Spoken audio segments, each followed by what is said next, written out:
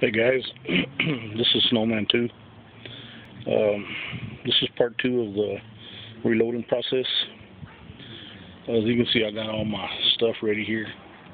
This is what I call a poor man's way of casting bullets, making ingots. Okay, what I have here in front of me is babbit. Okay, that's babbit, and this is lead. Alright, babbit of course comes in little squares, mighty heavy. A lot of guys prefer to shoot babbit opposed to lead, because lead is a real soft metal and it leads up your barrel. And babbit's really good for rifles and stuff like that, because it's a harder metal is what it is. It's accurate from what I've heard. But anyways, you can buy babbit like this. Of course, I got a friend of mine that supplies me with it. This babbit right here came from work.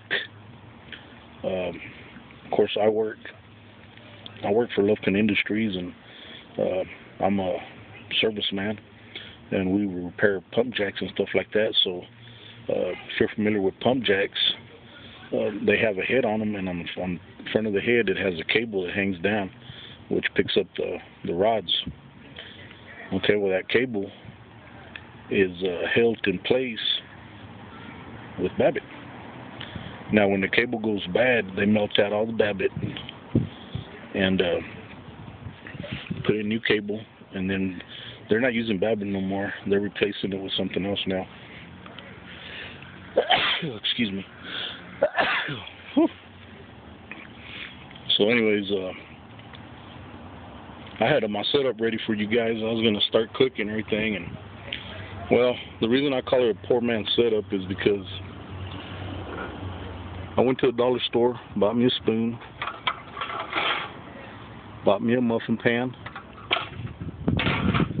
okay, just got me a little stainless pan for the trash, and then I got me a pan that has a little spout on there, right there on both sides, and that's what I pour my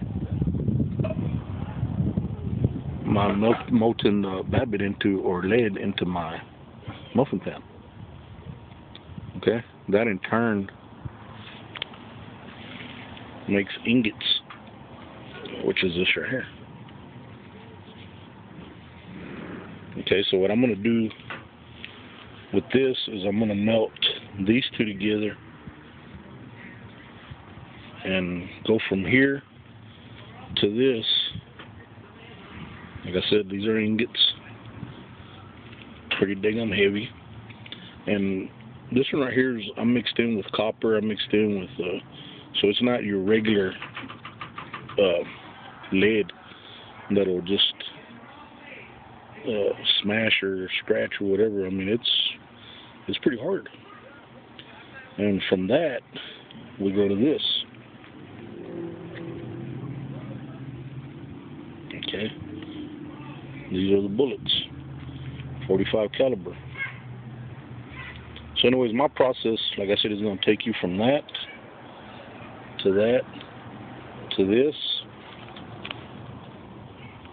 and finally we're going to end up with, oh, sorry about that, we're going to end up with that.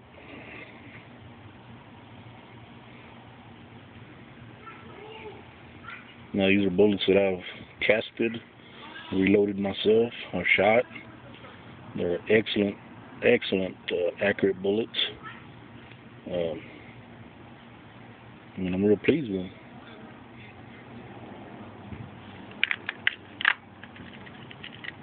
Okay, I do all my own casting and bullet molds and everything. I do my own reloading.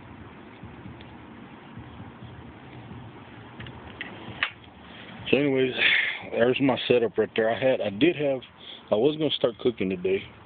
Of course, I do this outside because, you know, the fumes and stuff can be dangerous, so I'd rather do it outside.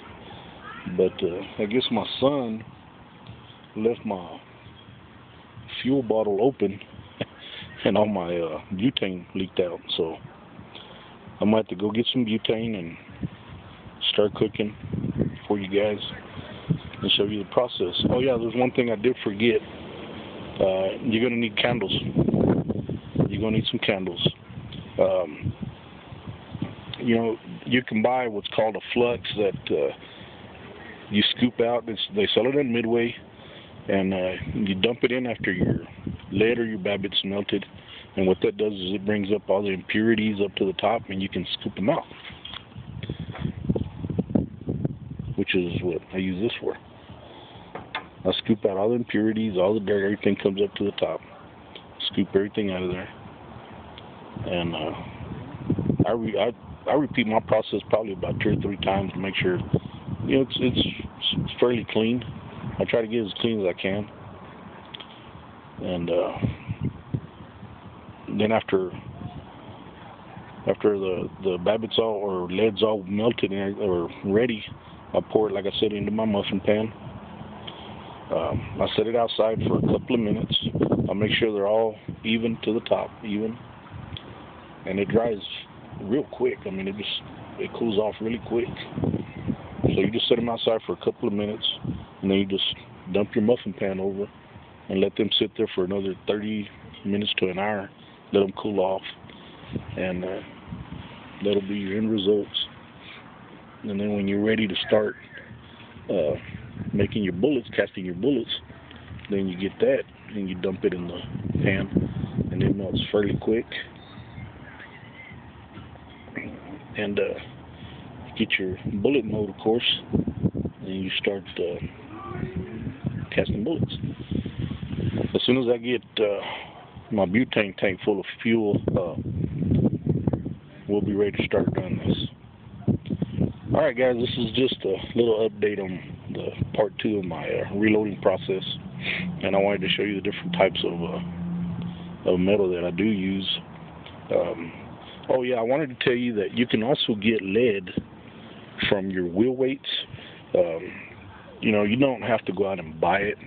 You can go to your local tire shops, and most of them, they will give you some of the wheel weights that are broken or they can't reuse. They'll let you have some. Some of them, I don't know, they might sell them to you pretty cheap, but most of them will try to give them away, especially if you got a good buddy that works in a tire store. Then, man, you got it made. Well, let me see what else I was going to say. Oh yeah, you can also go, because I've done it myself. I made me a little. You can make it, or if you own a metal detector and you go metal detecting, you usually have a little scoop that has a little mesh net deal on the bottom. Okay, that works really good. You can go out to your local shooting range and scoop out some of them bullets that they shoot out there, and melt those up. You know, free lead. There's a lot of lead scattered out there, and I know my police department at our firing range doesn't mind. So I go out there and I get a little bit of that. As a matter of fact, that's where these come from right here. I got a 5-gallon bucket of babbit. I have about 4 wads of these. This is just stuff that I found, lead. I found that out in the field where I was working. I found other pieces of lead that I still need to bring. But like I said, this is a poor man's way of doing it. You don't have to spend much money to do it. And you get really good results. But like I said, you might want to mix a little bit of babbit. You can also get babbit from the typewriters or the printing shops. They use babbit that they use in the printers, little letter deals that's made out of babbit. Most of them will give them to you away. After they mess up, they just keep them in the back and they'll give them to you. So you might want to go to your local printing shop and see if they might have some babbit for you there. Well, guys, I guess that'll do it for now. Like I said, on part 3, we'll go ahead and start cooking, casting the bullets. I'll show you all that stuff. And then part 4 will be the final loading bullets up and everything, putting them together, and then we'll go out to the shooting range and fire a few rounds for you. Alright, guys, we'll see y'all later, man. Snowman out.